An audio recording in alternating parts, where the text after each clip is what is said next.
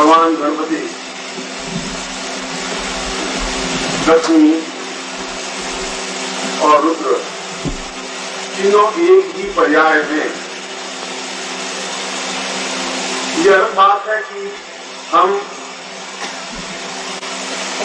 देवताओं को अलग अलग टुकड़ों में बांट करके देखने के आदि हो चुके।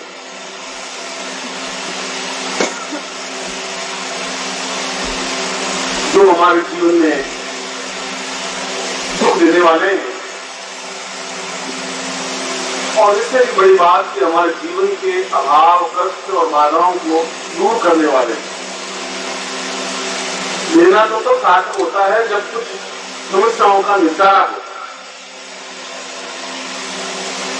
कैसे भगवान गणपति, लक्ष्मी और रुद्र आप सभी साधकों और श्रोताओं शिष्यों का कल्याण करें, ऐसा ही मैं आपको आशीर्वाद दे रहा हूँ। विद्या गुरुदेव की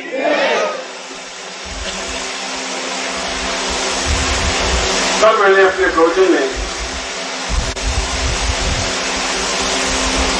ये बात कही थी कि हम जो कुछ भी बोलते हैं वो अपने आप में शब्दमय, ब्रह्ममय होता है। इसलिए कि हमारे बोलने के पीछे हमारी तपस्या का और व्यक्तित्व का एक आधार होना चाहिए।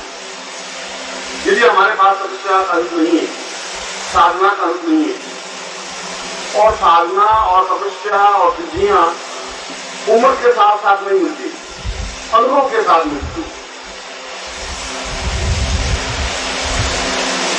जीवन में बड़ा आदमी उम्र से नहीं आता जाता। आयु वृद्धों की न वृद्ध, ज्ञान वृद्धों की वृद्ध। जो ज्ञान से वृद्ध है वो वृद्ध है, जो आयु से बड़ा है, आयु से वृद्ध है, उसको वृद्ध नहीं कहते। इसलिए जब सुखदेव प्रवचन करने बैठे, 12 साल के सुखदेव और 120 साल के उनके पिता नीचे मंच पर बैठे, नीचे, और मंच के व्यासपीठ पर सुखदेव बैठे 12 साल। शिष्यों ने कहा ये तो अनर्थ हो रहा है, ये तो गलत हो रहा है। पिता नीचे बैठे और पुत्र ऊपर व्यास गद्दी पर बैठे, ऐसा कैसे संभव है? ये तो हमारी भारतीय परंपरा की विपरीत है। शास्त्रों में साथ नहीं, शास्त्र की मर्यादा ही गुरु को और ज्ञान को उम्र से नहीं आंका जाता, उनके ज्ञान से आंका जाता है। निश्चय ही इनके पिता के अनुभव और ज्ञान और साधना और सिद्धियों की अपेक्षा सुखदेव ज्यादा अनुभवी हैं, ज्यादा ज्ञानवान हैं और व्यासपीठ के अधिकारी हैं।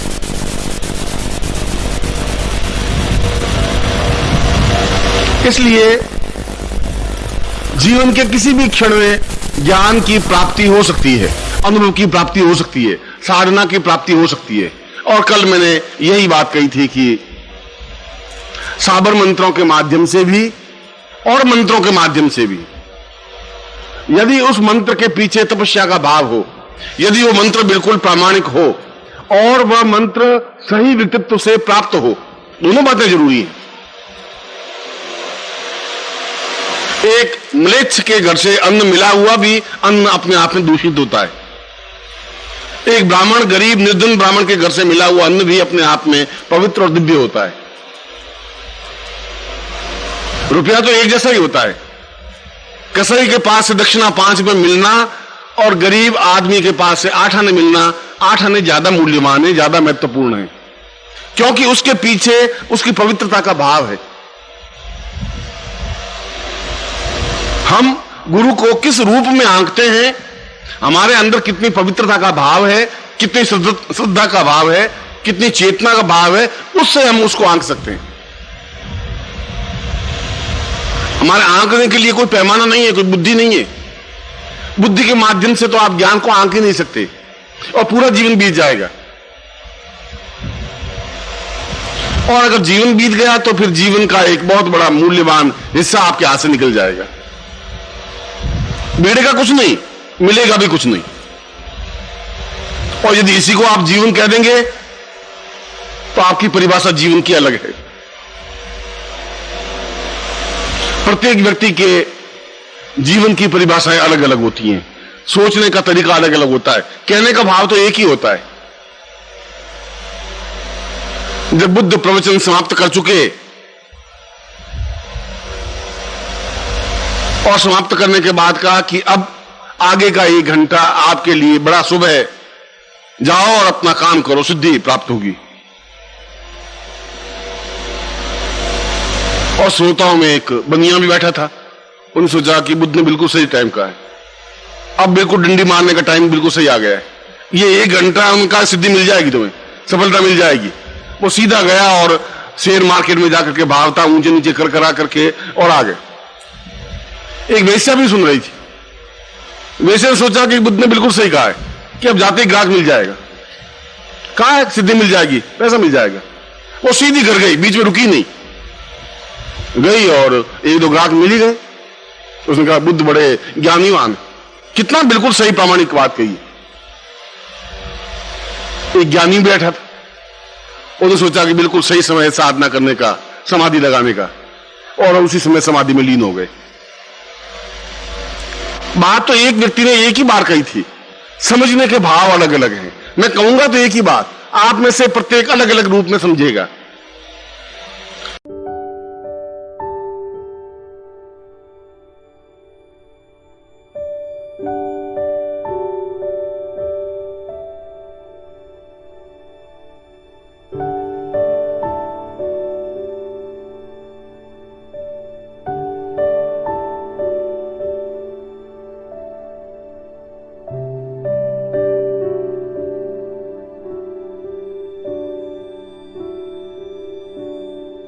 जैसी आपकी बुद्धि है, जैसे आपके विचार है, जैसी आपकी धारणा है, जैसा आपका चिंतन है, उसी प्रकार से आप समझ सकेंगे। इसलिए गुरु को आंकने के लिए एक आत्म चक्षु चाहिए। ये चक्षु, चर्म चक्षु जो हमारे पास है, फिर इसके बाद ज्ञान दे रहा हूं, उस ज्ञान चक्षु से माध्यम से दिव्य चक्षु प्राप्त हो सकेंगे। जब आप अंदर का और बाहर का सबको देखने का भाव हो सकेगा, और दिव्य चक्षु के बाद में आत्म चक्षु जागृत हो सकेंगे, जहां कुंडलिनी जागरण की क्रिया होती है, जहां अपने आप में पूर्णता की प्राप्ति होती है, जहां अपने आप में श्रेष्ठता की प्राप्ति होती है। यह तो एक परंपरा है, क्रिया है। इसलिए संपर्क में रहना भी अपने आप में बहुत मूल्यवान बात है। एक चंदन अगर बिल्कुल सूखी हुई खेजड़े की लकड़ी के संपर्क में आ जाता है, तो खेजड़े की लकड़ी जिसमें कुछ दम नहीं होता, वह भी अपने आप में सुगंधमय हो जाती है, चाहे वो चंदन की जाति से पैदा नहीं भी हुई हो। एक संगति का इफेक्ट भी पड़ेगा, प्रभाव भी पड़ेगा। इसलिए यह आवश्यक नहीं है कि एक बार में तुम्हें ज्ञान और दिव्य चक्षु या आत्म चक्षु जागृत हो जाए, हो भी सकते हैं। ठोकर लगने की बात है, समझने की बात है, अपने अंदर उतारने की बात है। और इसलिए मैंने कहा कि साधना तो इतनी सरल, इतनी सामान्य है, आपने उनको बहुत हुआ बना रखा है। आपने कहा कि साधना बहुत कठिन होती है, आपने नहीं, आपको जो गुरु मिले उन्होंने उसको हुआ बना दिया। अरे साधना तुम नहीं समझते बच्चे, तुम इन चीजों को नहीं समझते, हम समझते हैं, हम बहुत बड़े योगी हैं, तुम क्या समझोगे? महाराज नहीं समझ सकते, को समझाओ। तुम नहीं समझ सकते, मैं वो खुद समझे ना। हाँ, तुम नहीं समझ सकते, अब नहीं समझ सकते और जिंदगी बीत जाएगी। अच्छा तुम सेवा करो बच्चे, लंगोट दो, कभी तुम्हें दे देंगे। और तुम लंगोट दो तो 2 साल बीत गए, 5 साल बीत गए, 7 साल बीत गए, ना महाराज को कुछ आवे ना आपको कुछ दे, और जिंदगी चली जाती है। साधना इतनी कठिन है ही नहीं, साधना तो बहुत सरल है। देवताओं की सामीप्य पाना तो बहुत सरल है, बहुत आसान है। आपका सामीप्य पाना फिर भी कठिन है। किसी मनुष्य को अपने अनुकूल बनाना बहुत कठिन है, डिफिकल्ट है। उनको प्यार भरे शब्दों से बोल करके अपना बना लेना आसान नहीं होता। देवताओं को आसान बनाना, देवताओं को अपने अधीन बनाना तो बहुत सरल है। एक टेक्निक चाहिए, क्रिया चाहिए। अगर आपको कुछ ज्ञान नहीं है, कार में बैठेंगे तो आप कार का स्टीयरिंग पकड़ने से कार चलेगी नहीं। एक टेक्निक है, थोड़ी सी टेक्निक है कि पांव दोनों कहां रखने, दोनों हाथ कहां रखने, आंख कहां रखनी है, बस खत्म। एक सेटिंग है थोड़ा, और सेटिंग अगर आ गया तो कार चल जाएगी, सेटिंग आ गया तो साधना संपन्न हो जाएगी। वो सेटिंग समझाने की बात है। जो इस रास्ते पे चला है, जिसने इस रास्ते का अनुभव किया है, और इसीलिए कहा है कि जीवन में सौभाग्यदायक क्षण, सौभाग्यदायक गुरु पूजन से नहीं होता। मैं तो बिल्कुल विपरीत बात कर रहा हूं। गुरु पूजन के लोग तो गुरु की कहते हैं, गुरु की पूजा करनी चाहिए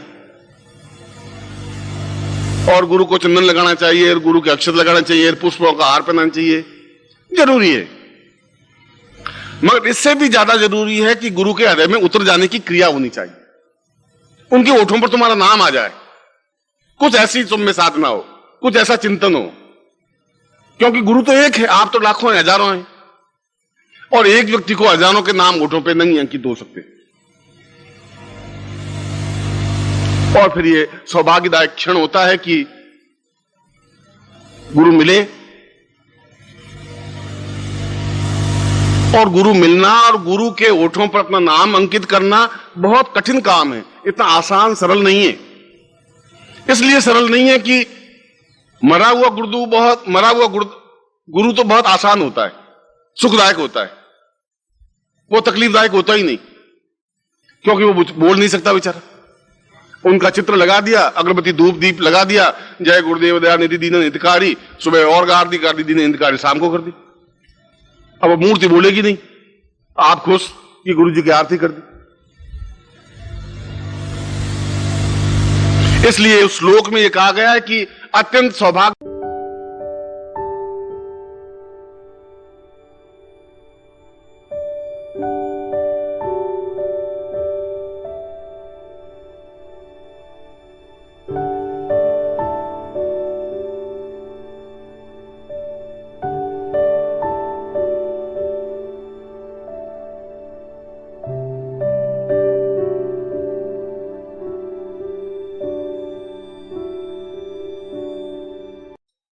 ओम परम तत्वाय नारायणाय गुरुभ्यो नमः।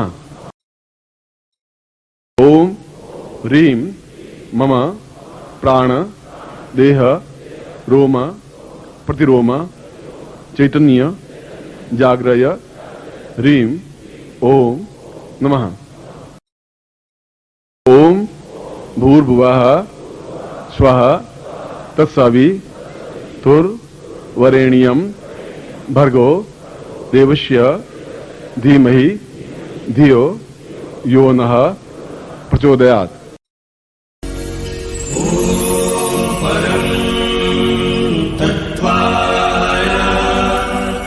नारायणाय गुरुभ्यो